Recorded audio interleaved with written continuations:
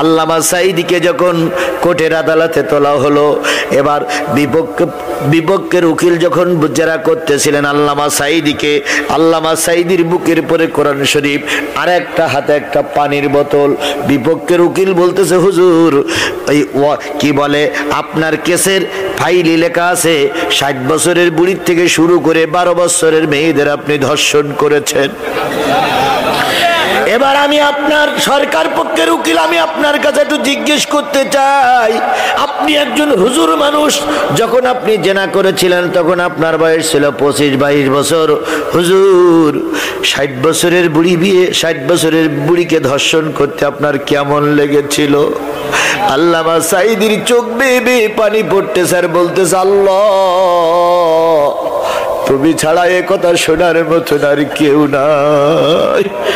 ওই একই উকিলি বলতেছে, হুজুর হিন্দুরা বিয়ে করে বাড়ি যাচ্ছিল, বর যাচ্ছিল পালকিতে, বউ যাচ্ছিল পালকিতে, আপনি আপনার জঙ্গি সংগঠন বাংলাদেশ জামাত শিবিরের লোকেরা ওই বউটারে আপনি পালকির থেকে তুলে নিলেন, আলাদা একটা ঘরে যে ওই বউটার সিঁদুরটা মুছে ফেললেন, আপনি তাকে রাতভর ধর্ষণ করেছিলেন, সেই দিন আপনার অনুভূতিটা কেমন ছিল?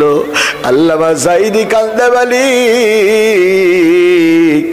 আমার পক্ষে কোনো উকিল নাই, দাঁড়ানোর মতন কেউ নাই, সব তো তুমি শুনতেছ। ওই উকিল, ওই হাসিনার উকিল এবার জিজ্ঞেস করছে, হুজুর 12 বছরের ছোট্ট একটা মেয়ে স্কুলে যাচ্ছিল, এখানে কি বলে আপনার কেসের ফাইলে লেখা আছে, আরজিতে লেখা আছে 12 বছরের একটা ছোট্ট মেয়ে স্কুলে যাচ্ছিল, আপনি তাকে তুলে নিয়ে রাতভর ধর্ষণ করলেন, ওই মেয়েটা যখন কান্নাকাটি করতেছিল তখন আপনার অনুভূতি কেমন ছিল? আল্লামা সাঈদী সকলের কথাগুলো শুনে নীরব হয়ে কোরআন শরীফটা বুকের পরে করে নিয়ে বলতেছে, আল্লাহ তুমি ছাড়া এ প্রশ্নের উত্তর আর কেউ দিতে পারবে না।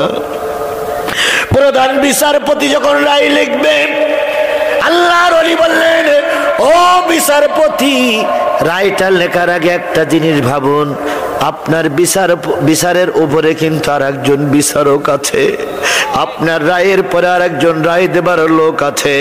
যদি আপনার রায়টা ভুল হয়, কিয়ামতের দিন আদালতে আখারাতে মালিকের কাছে আপনারও দাঁড়ানো লাগবে, আমারও দাঁড়ানো লাগবে। অন্যায়ভাবে যদি আপনার একটা কলমের খসায় আমার ক্ষতি হয়, বিচারটা আল্লাহর কাছে দিয়ে দিলাম।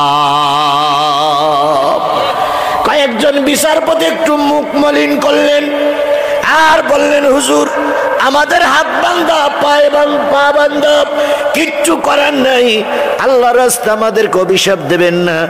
একজন বিচার